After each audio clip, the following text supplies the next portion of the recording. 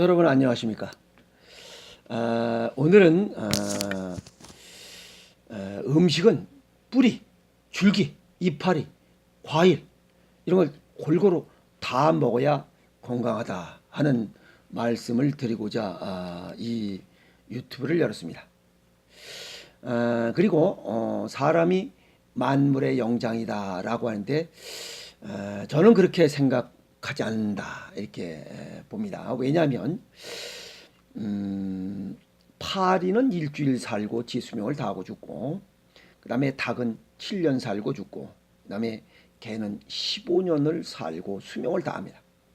대체적으로 자기 수명을 다 살고 죽습니다.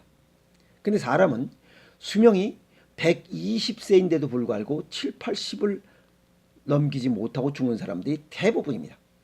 근데 어떻게 만물의 영장이다라고 자신 있게 얘기할 수 있느냐? 자신 있게 얘기할 수가 없는 거죠.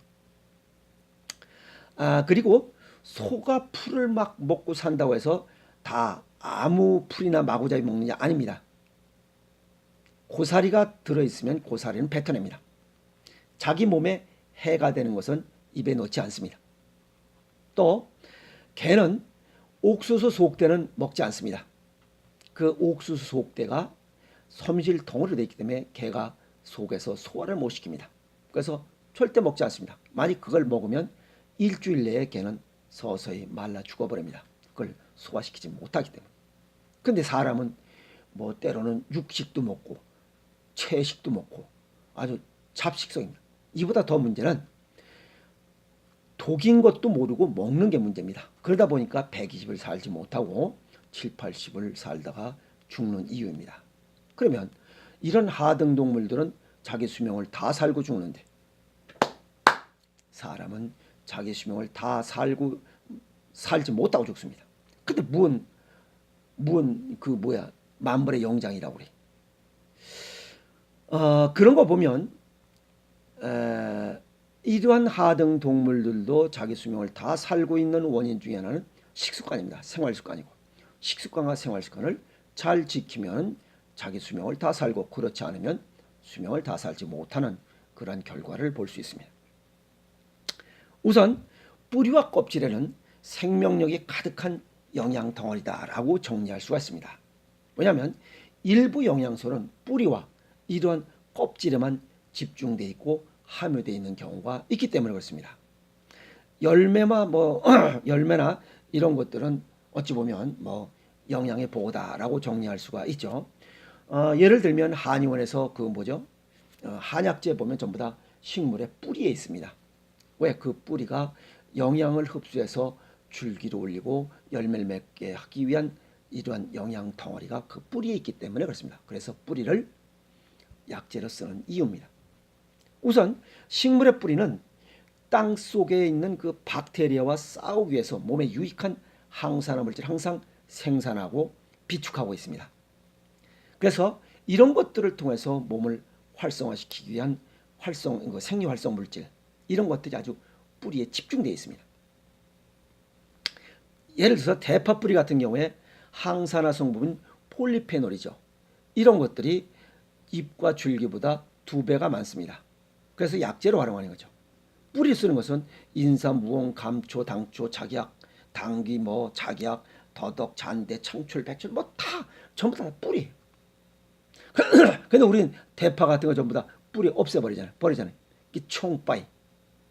이게 전부 다 총백이라서 약재로 쓰는 이유입니다. 근데 우리는 다 잘라버리잖아요. 근데 뭐가 만물의 영장이야? 또 콩나물의 잔뿌리에 아스파라긴산, 이게 80%가 거기에 집중되어 있습니다. 알코올을 분해하는 효소의 생성을 돕고, 그 다음에 숙취 해소를 위해서 콩나물국을 끓일 때는 뿌리를 다 넣어야 됩니다. 콩나물 그대로 그냥 씻어 넣어야 돼. 근데 다 띄고 놓잖아요. 근데 뭐가 만물의 영장이야? 콩나물 뿌리가 길고 잔뿌리가 많을수록 이런 아스파라긴산은 많이 함유하고 있다, 이렇게 보면 됩니다. 2008년도 경북대 농업과학기술연구소에서 발표한 자료에 보면 뿌리는 다듬지 말고 활용하라, 이런 논문을 쓰기도 했습니다. 또 식물의 껍질들을 보면 알록달록하죠. 식물을 보호하는 그의 방패입니다. 식물은 동물처럼 움직일 수가 없기 때문에 지 스스로 이런 방어막을 치고 있기 때문에 그렇습니다. 수많은 면역 물질들이 이 껍질에 함유되어 있습니다. 그 예를 들어서 사과에 보면 그 펙틴이라고 하는 이런 면역 물질들이 있어요. 이걸 사과를 깎다가 반쯤 깎고 반은 껍질을 놔둬버리면 깎은 부분은 이렇게 갈색으로 변합니다. 이걸 갈변 현상이라고 하죠. 껍질이 있는 부분은 안 변하고 껍질 깎인 부분은 변합니다. 그만큼 과일이 상하는 것을 예방하는 그런 면역 물질을 껍질에 갖고 있기 때문에 그렇습니다. 또 이것뿐만 아니죠. 불구스레한 그 양파 껍질, 이건 퀘르세틴이 많이 함유되어 있습니다. 그래서 이 껍질 부분, 그 붉은 부분에 퀘르세틴이 얼마만큼이냐 보면 322mg 정도 함유되어 있습니다. 그런데 껍질을 버리고 속 안에, 속 알맹이죠. 거기엔 1.1mg밖에 없습니다. 그래서 대체적으로 껍질 부분에 약 6.5%의 이런 영양 성분들이 집중돼 있다. 그런데 우리는 그걸 다 버리고 있잖아요. 그런데 뭐가 만물의 영장이? 아닙니다. 또 과일을 보면 사과, 수박, 포도, 참외, 배, 귤 전부 다 껍질에 다양한 항산화 성분이 풍부하게 들어있습니다. 예를 들면 사과를 껍질 까고 먹으면 비타민C를 8.6mg 섭취할 수 있으나 껍질째 먹으면 10.3mg을 섭취할 수 있고 식이섬유도 2배를 섭취할 수가 있습니다. 근데 다 깎아 먹잖아요. 어리석은 거지.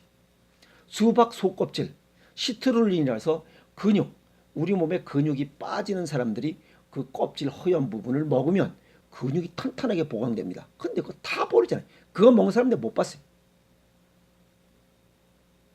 그 다음에 검은 포도, 그죠? 포도 속껍질 이렇게 껍질 살짝 벗기면 그 자주색 나는 거, 이거 라스베라트로이죠. 장수 물질입니다. 근데 그걸 홀라당 벗기고 그냥 속에 달콤한 것만 먹죠. 전부 다 그건 당분밖에 없어요. 그러니까 당뇨병 걸리는 거죠. 이 외에도 붉은색의 라이코펜, 보라색의 안토시안, 주황색의 카로티노이드, 초록색의 크로로필, 하얀색의 안토잔틴, 이 전부 다 항산화 성분입니다. 과일이 색깔이 이렇게 다르게 나타난 이유는 이런 항산화 성분을 밖으로 내보내면서 자기를 보호하기 위한 보호색입니다. 방어막입니다. 그래서 그런 것들은 항산화, 썩는 것을 방어하는, 산화는 썩는다는 겁니다. 부식하는 거고, 이런 것을 막는 물질이기 때문에 역시 우리 몸에도 좋다라고 이렇게 보시면 됩니다. 그런데 그런 걸 껍질을 다 까버리고 씨앗도 다 뽑아버리고 어리석은 거죠. 그래서는 안 됩니다. 그래서 이런 걸 다 먹자 해서 일물전체식이라고 하는 이유가 바로 겁니다. 그래서 그럼 식물만 그런 뿌리나 같은 걸 다 먹느냐? 거기에만 잎, 뿌리, 줄기, 잎 뭐 이런데 영양 성분이 이렇게 다르게 다 구성되어 있느냐? 그렇습니다. 그러면 동물도 그러냐? 다 똑같은 고기인데 아닙니다. 예를 들면은 그 뭐라 했죠? 닭 날개를 먹으면 바람 핀다고 얘기했어요. 옛날에 어른들이. 근데 그게 틀린 얘기가 아닙니다. 조류의 날개에 보면 몸통에 없는 옥타코사놀이라는 성분이 있습니다. 이거는 에너지원입니다. 에너지원이. 저기 시베리아에서 여기 아프리카까지 날아가는 약 8,000km를 날아가요. 이 철새들이. 쉬지 않고 날아갑니다. 그 추운 에베레스트한 그 8,000고지를 넘어서 이렇게 날아가요. 그런데 어떻게 그걸 쉬지 않고 날아가니까 조류학자들이 이 조류들의 이런 생태를 연구하면서 어떻게 해서 저게 날아갈까 하고 보니 그 날개 속에 옥타코사롤이라고 하는 이런 에너지원이 날개에 집중돼 있어 쉬지 않고 날아가요. 그러다 보니까 닭도 원래는 조류였었죠. 그래서 몸통에 없고 날개에 맞는 그런 에너지원을 갖고 있기 때문에 그 에너지원이 바로 우리의 스태미너죠. 그래서 닭 날개를 먹으면 바람 핀다 라고 한 얘기가 웃긴 얘기 같지만 실제 맞습니다. 그런 거 보면 앞서 얘기했지만 일물 전체식 뿌리, 줄기, 잎, 열매, 씨앗, 껍질, 그 다음에 조류도 다 마찬가지입니다. 옛날에 닭발 잘 안 먹었어요. 근데 요즘 닭발 요리 아주 최고잖아요. 닭발도 굉장히 영양분이 많습니다. 왜? 땅에서 차가운 것을 예방하기 위해서 그게 콜라겐이 아주 덩어리로 되어 있습니다. 또 닭똥집 옛날에 다 안 먹었어요. 그런 것들 전체적으로 다 먹을 때 굉장히 좋은 그런 영양 성분들이라. 물론 동기상고 발이 수족냉증인 사람은 닭발을 먹으면 또 따뜻해집니다. 그래서 동기상고라는 것 얘기도 있듯이 우리 몸에 어떤 부분이 약하면 그 동물은 그 부위를 찾아 먹고 식물은 반대로 찾아 먹으면 됩니다. 사람은 입으로 영양분을 먹지만 식물은 뿌리로 영양분을 먹기 때문에 반대로 계산하면 됩니다. 생각하면. 그래서 오늘 말씀드린 것은 사람이 건강하게 120세를 살아가려면 자연에게서 어떤 영양분을 섭취해야 됩니다. 그때 부분적으로 식물들이 살아가는 이런 자기 수명을 다 하고 살아가는 이유는 전체적으로 다 골고루 가지고 있었기 때문에 그렇다 하는 겁니다. 그래서 만물의 영장이라고 이렇게 자부하려면 뿌리, 줄기, 잎, 항산화 성분들을 가지고 있는 이런 모든 식물들의 껍질, 줄기, 잎, 씨앗, 또 동물의 날개, 뼈, 바닥, 이 발까지 모든 걸 다 먹는 식습관과 생활습관을 바꾸지 않는 한 만물의 영장이라는 소리를 자신 있게 하지 못하지 않겠느냐 하는 생각이 들어서 오늘 얘기를 했습니다. 그래서 음식은 뿌리 껍질째로 먹어라. 또 뭐 일물 전체식 모든 걸 다 먹어야 건강하게 천수 120살을 살고 또 그래야 인간이 만물의 영장이다라고 자신 있게 얘기할 수 있지 않겠느냐 해서 오늘 이 얘기를 말씀을 드립니다. 그래서 뭐 만물의 영장이라고 뭐 큰 소리 칠 것이 아니고 자연에게서 배워야 된다.